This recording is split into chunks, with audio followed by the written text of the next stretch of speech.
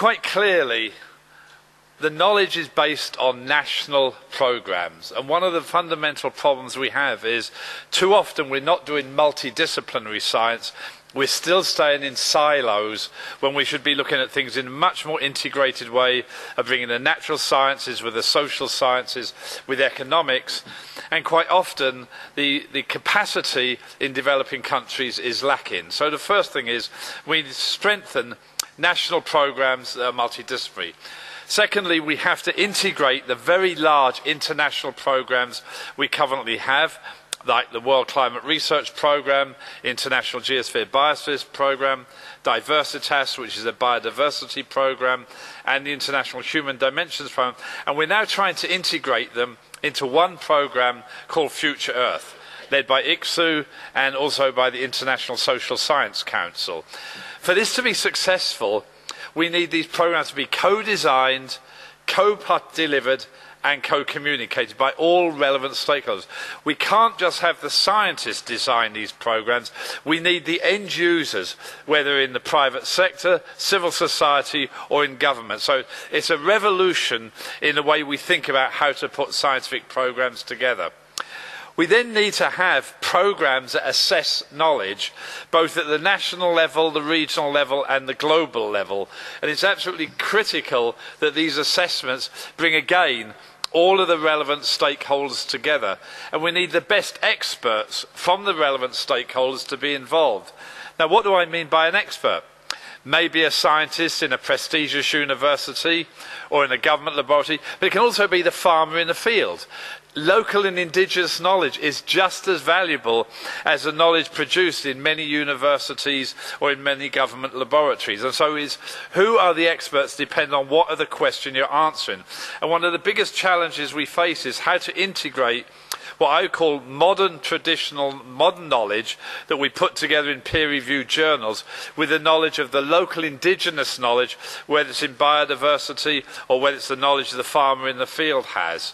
We then have to recognise that decision makers, whether in government or in the private sector, need this knowledge in a consensus form in a digestible manner. What do we know with certainty? What is unknown? What is controversial? What are the implications of uncertainty?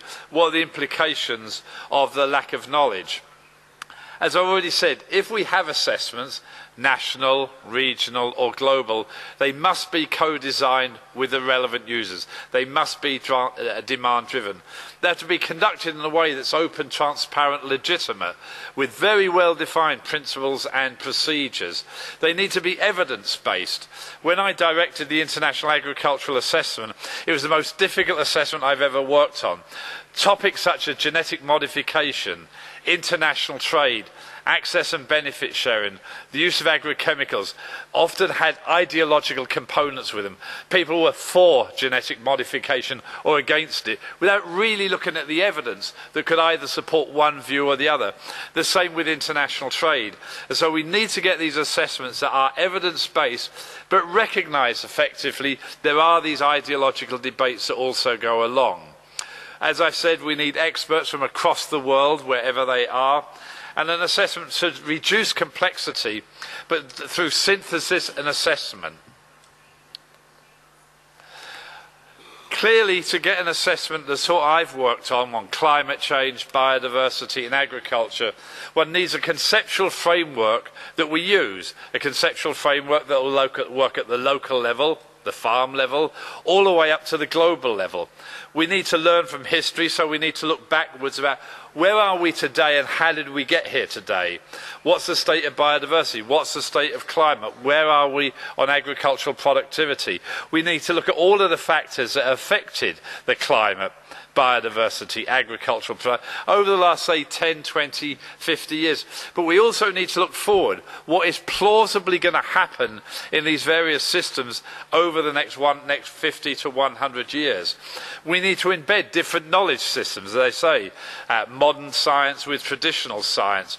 We need to understand what are the drivers for change. How does that affect the environment we live in? How does it affect human well-being? And so one of the challenges is how do we look at human activities?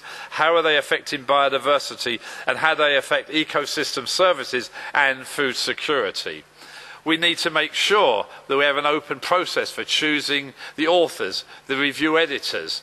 We need peer review, absolutely essential that these documents are peer reviewed by all relevant stakeholders, whether they be in government, the private sector, the academic community, etc.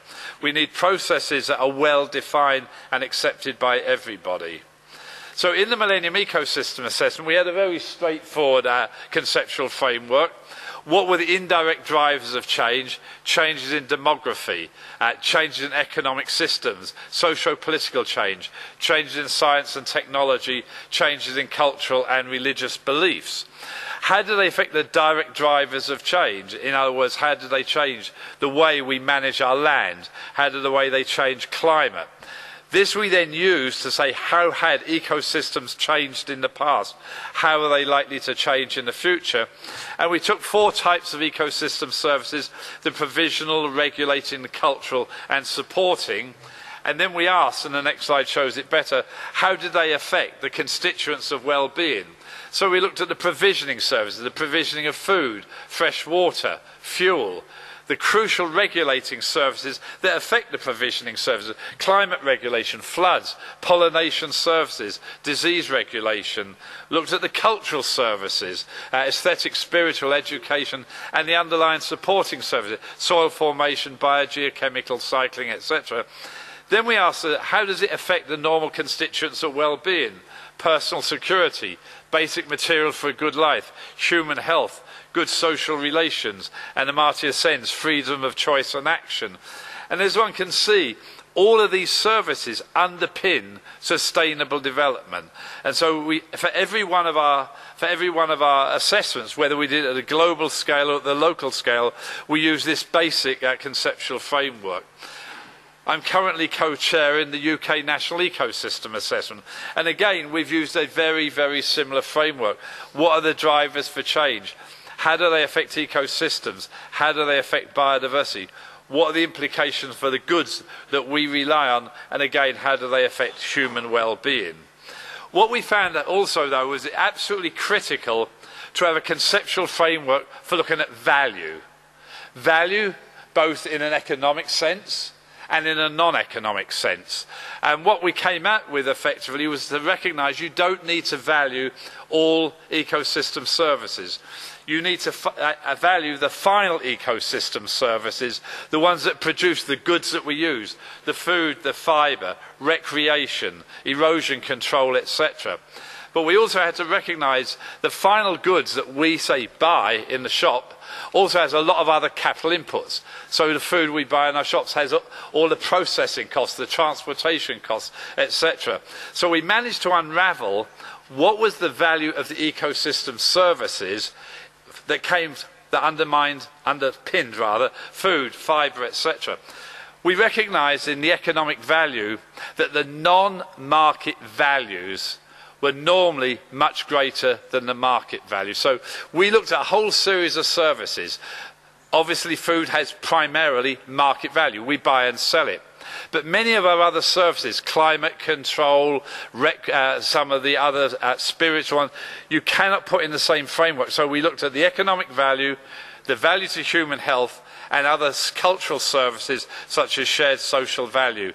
And so this value framework has both economic and non-economic dimensions, and it really has changed the way at least the British government is now currently thinking about the value of ecosystems. Equally as important as coming up with a conceptual framework was thinking, how do you look at the future? What are the plausible changes that could happen over the next 50 to 100 years? So in the UK system, and we did it again with the Millennium Ecosystem Assessment, we had to think forward. So we thought of 6 different plausible futures for the UK. They could equally apply at the global level. A green and pleasant land where we really protect biodiversity as one of our highest priorities. Nature at work is one that says, let's look at all of the ecosystem services, whether they're the provisioning services, the regulating services, the cultural services. How do we balance an optimum system? Local stewardship, give all power at the local level. go with the flow was business as usual, but then we had national security. We in the UK are going to be self-sufficient, or world markets, we only care about economic activity, we don't care about the underlying social and environmental issues. So we played these out over the next 50 years. These are exactly the sort of things that need to be played out globally when we look at biodiversity, when we look at food security, when we look at water, energy security, and most important, the interlinkages between issues, as already been mentioned by previous panelists, between water, food security, energy security, etc. So it's very crucial to have conceptual frameworks that are both sort of economic value, which includes economic and non-economic value, but also think through how do you get storylines for the future. There's been a series of international assessments, the ozone assessments, biodiversity, climate, agriculture, and they've all had an impact, in my opinion, at the national to global level. The international ozone assessments clearly got the world to get rid of chlorine and bromine gases that were destroying stratospheric ozone and increasing ultraviolet radiation at the Earth's surface, with the predominant effect being an increase in skin cancer, both melanoma and non-melanoma, in light-skinned people. Also, though, if we'd have continued degrading stratospheric ozone, the increased ultraviolet radiation would have also had adverse effects on ecological systems and on biodiversity. The Climate Change Panel, IPCC, in my opinion, has been very profound in getting the debate on whether or not we should be trying to limit greenhouse gases going into the atmosphere and a transition to a low carbon economy, influential on almost all countries except for the United States. But that's shown us that climate change has severe implications for agricultural productivity, water, human health, sea level rise displacing people. So the IPCC has assessed knowledge at the global and regional level with major implications for policy. We've had a series of ecosystem assessments, the Global Biodiversity Assessment, the Millennium Ecosystem Assessment, and most recently at the national level, the UK National Ecosystem. These have started to have influence, I would believe, both nationally and globally. The Biodiversity Assessment, the global one, had very little impact, and the reason was it was driven by the scientists, it was supply driven, not demand driven. We didn't ask the users, whether it was governments, land users or the private sector, what knowledge did they want. The Millennium Ecosystem Assessment did work with the end users, and I think is slowly but surely having some major implications, and it has led now to the IPBES, the Intergovernmental Platform on Biodiversity and Ecosystem Services. And the UK assessment, as I've already said, had an immediate policy impact. So the drivers of biodiversity loss are very similar, at least the indirect drivers, to those of climate change and all other issues. How does the economy affect the way we act? What are the demographic pressures? How does the socio-political system work from the national to the global level? What are the religious and cultural drivers of change? And how can science and technology have positive or negative effects? On biodiversity, this has led to the direct drivers of change: habitat change, the conversion of a forest to an agricultural system, the conversion of a mangrove system to a shrimp farm, climate change, a major driver of change, invasive species, both purposeful and accidental. Some of the purposeful introductions had major positive effects, but also some have had major negative effects. Also, the accidental introductions have to be really careful. Overexploitation, probably the best example is 25% of the world's fisheries are grossly overexploited at the moment, probably 50–60% at the maximum capacity for catch, and only a few percent of the ocean still with the potential of additional catch. And then, of course, the whole issue of nutrients and pollution, nutrients, nitrogen, sulfur, phosphorus, pollution such as tropospheric ozone. All of these are leading to a loss of biodiversity. In the Millennium Ecosystem Assessment, the international assessment, we looked at 25 services. We found 15 were degrading across the world. 5 were about stable, and 3 or 4 were increasing. And the 3 or 4 that were increasing were the ones with market value, such as meat production, agricultural production, etc. But the ones that did not have market value were decreasing.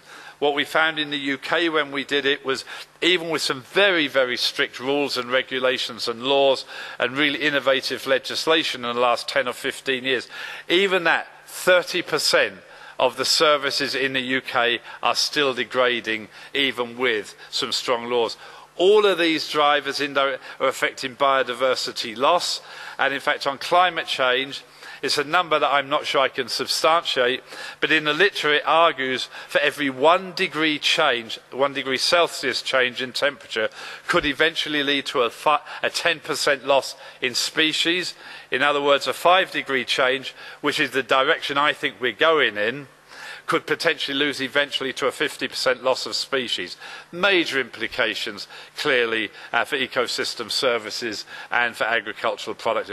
Ocean acidification, something we really have to care about. As we put more carbon dioxide into the atmosphere, we acidify in our oceans, adverse effects potentially on coral systems and on fisheries. When we look at ecosystems, we must not just focus on the provisioning services, but also on the regulating cultural and supporting services. And this effectively is, we get benefits as society from all of these services, and we have to look at the interplay between these various services. As I've already said, species extinction, we're already having extinctions somewhere between 100 and 1,000 times the evolutionary record.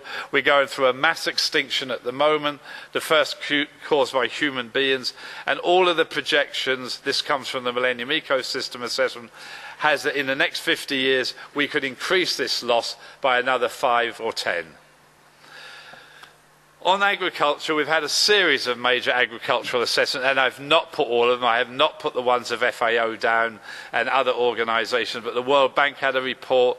I chaired the International Assessment on Agriculture, I directed the International Assessment on Agriculture, Science and Technology for them. The Royal Society in the UK did one on the technology reaping the benefits. There was a Go Science report, and then the Commission on Sustainable Agriculture. All of these show that we're in serious problems. The International Agricultural Assessment was intergovernmental. It did influence the thinking on sustainable agriculture and on small-scale folders, but it was argued to be anti-intellectual, that we argued that small-scale farming was absolutely critical, and it is. The World Bank, it took many, many years for them to accept this notion that small-scale farming was critical to food security around the world. Some of our major arguments were we need to embed agricultural policies and practices with economic, environment, social sustainability, that today's hunger problems can be addressed with current technologies. We do not need major advances in technology to meet today's challenges. That yes, advanced biotechnology can be valuable, but we need to look at the risks and benefits. We clearly need to pay farmers to maintain ecosystem services. We need to reform international trade, and we need to increase public and private sector investment in the crops of tomorrow to combat diseases, to combat pests and climate change.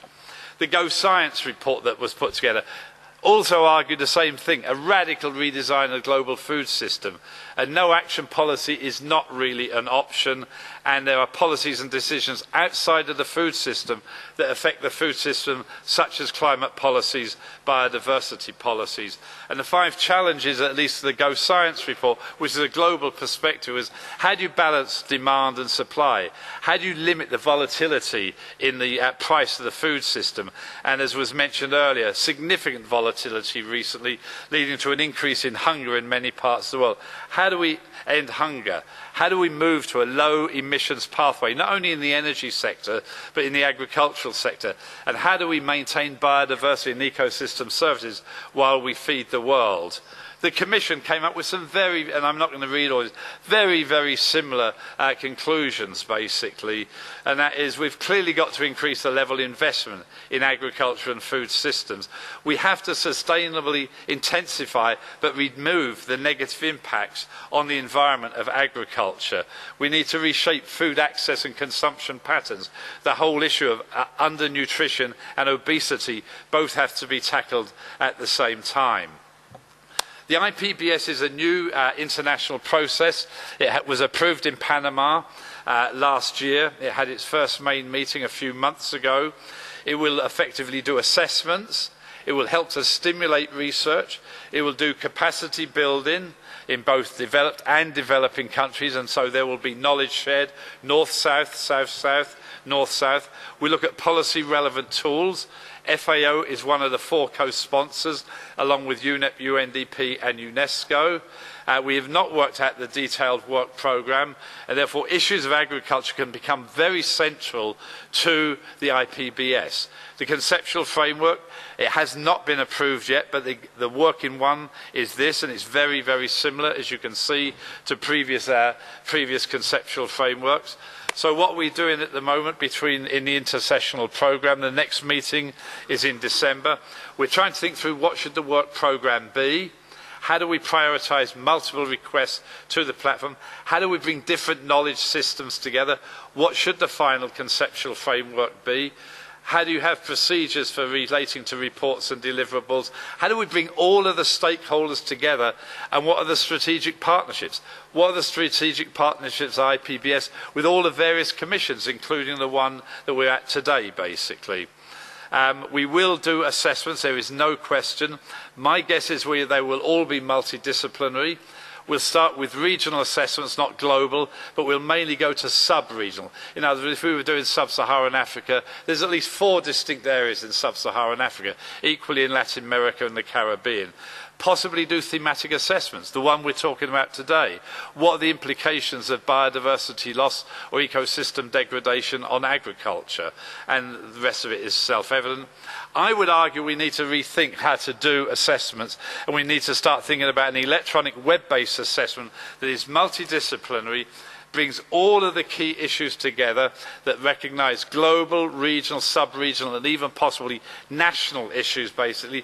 How do we bring an assessment together that for the first time looks at climate change, loss of biodiversity, land degradation, air quality, and what are the implications for poverty eradication, food, water, energy and human security? So a few of us are trying to think through how do we bring all of these issues together. So the issues that have been assessed by IPCC, the Millennium Ecosystem, those that will be assessed by IPBES, those assessed by TEEB, the Global Energy Assessment. Can we bring these together in one fully integrated system, making sure we peer review, we use the grey literature as well as the regular sort of journal literature, basically.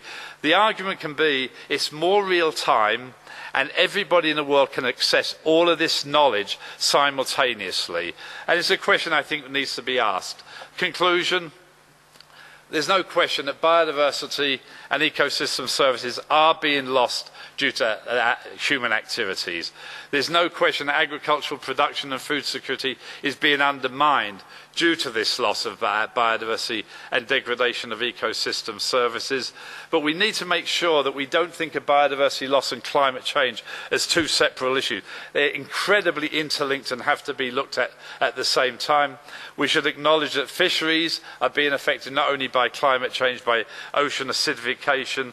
And IPBES could play a role, if you think it's worthwhile, in looking at the implications of biodiversity loss and the degradation of ecosystems on agricultural productivity. You've got many ongoing activities yourself. I think the question is, can IPBES be value added to the sort of assessments you're doing or not? And the point I would say is the ball is in your court to say whether or not you want IPBES to be involved in the challenges you see ahead. Thank you.